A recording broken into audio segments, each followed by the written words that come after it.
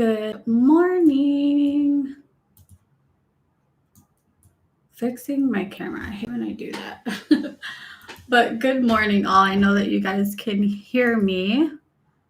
Let's see. There we go. Good morning. Good morning. So today I'm super excited about this topic that I'm doing. As you guys know, I have been doing the Your Story Power Challenge with my coach, and today I am talking about something I believe to my core. It's going to be so good, y'all.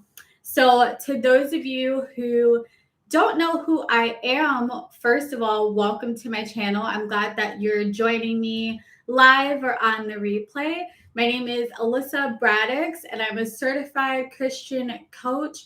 I help Christian women uncover and get rid of their toxic mental blocks so they can really live the life that God has for them. I believe that everyone deserves to have a nourished and rich soul, okay? So as you know by the title, today I am talking about the truth about Christians, okay? We're going to be talking about the Christian mindset. And I'm not holding back, y'all. I'm just putting the truth out there, okay? So let me get right into it. So I truly have learned that too many Christians focus on faith, prayer, and helping others, but they fail to do the soul work, the inner work for themselves. And when you don't combine faith and soul work, what ends up happening is you don't reflect who God has truly called you to be, and you end up affecting other people. In order to really see that transformation, that renewal of your mind, you have to do the faith and soul work for yourself. It's a constant thing, okay? So if your thought life is not together, it truly affects your emotions and your feelings. It affects your discernment and your spiritual gifts. It affects your character, affects how you treat others, and ultimately it affects how you represent God. Why? Because the battle begins in your mind, and I have really been going over this during the Your Story Power Challenge, right? The battle begins in your mind. So the strategy from the enemy is really to get into your mind so that you will act on his behalf, okay?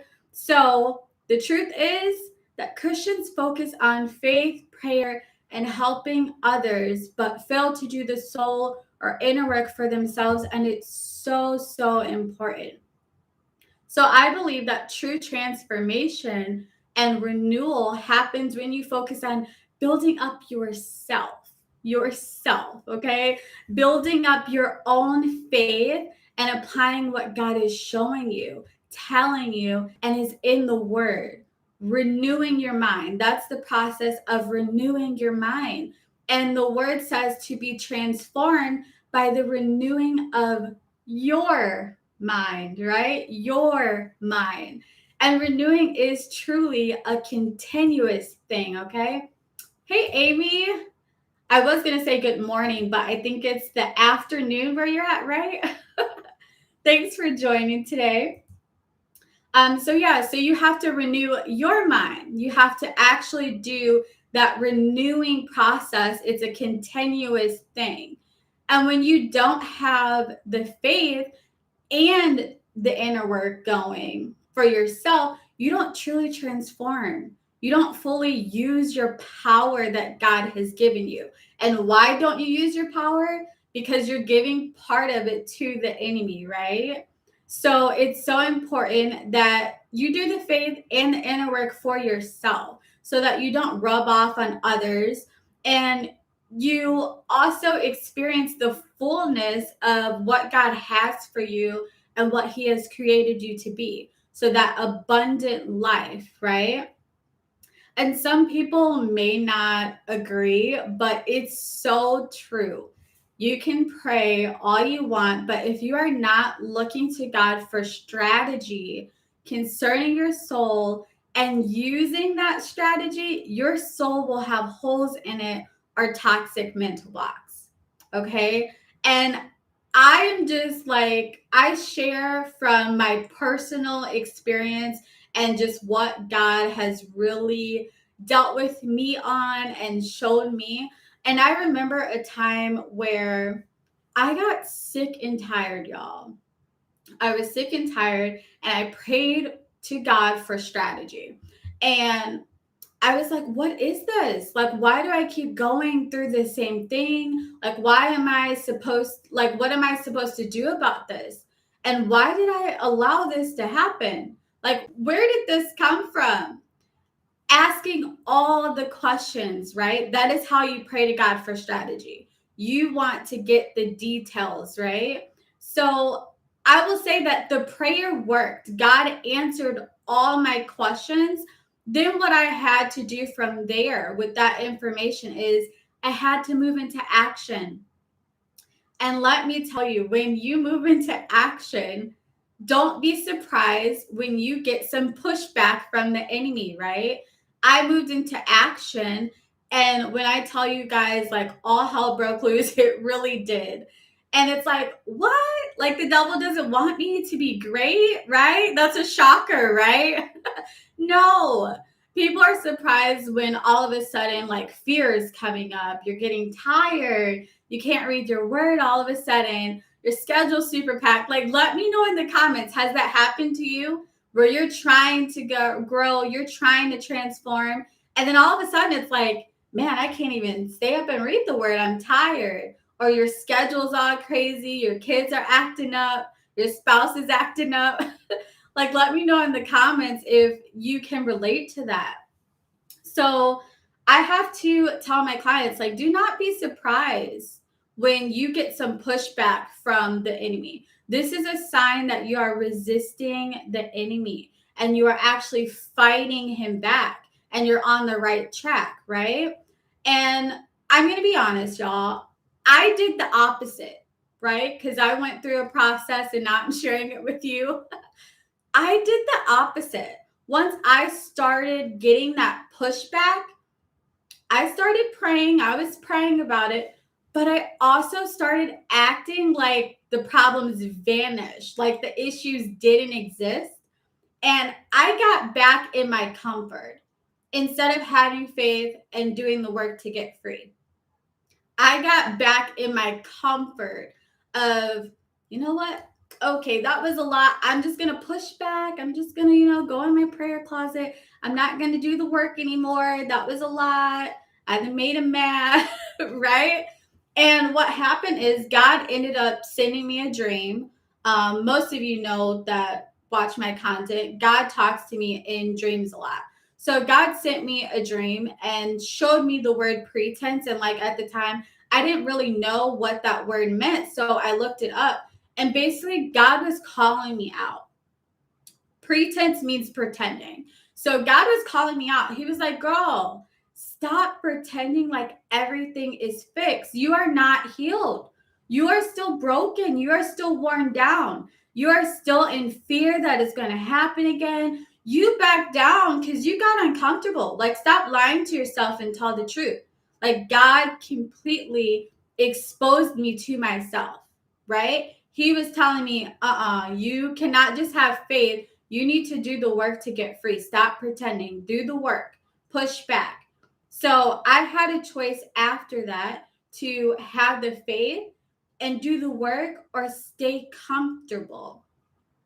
And let me just say, comfort wasn't an option. It wasn't an option because I wanted to stop feeling stuck or unsatisfied with my life because I knew God had more. So when God showed me, no, you have a pretense. You are pretending like everything good and everything is not good. You have some work to do. Like, you need to really press in, have your faith and do your work. I had to choose, okay, God, I'm not going to stay comfortable. I'm going to do the work. So when I activated my faith and did that work, that's when things shifted for me. God does not heal you when you are in pretense. That's what I've learned. God does not heal you when you are pretending like something doesn't exist. That's my personal experience, y'all. So I am now huge on self-reflection with God.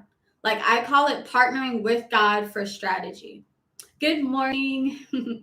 So I call it partnering with God for strategy. This is something I teach my clients to do.